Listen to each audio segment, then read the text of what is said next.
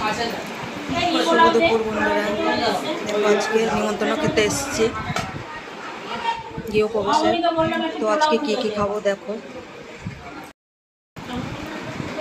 দেখো এখানে পোলাও নিয়েছি, আলুর দম আছে,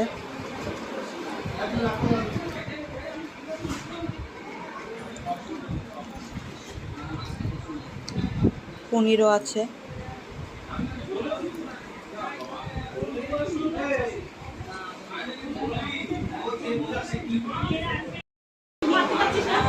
খাওয়ার টাইমে খাওয়া না পেলে টাইম মতো না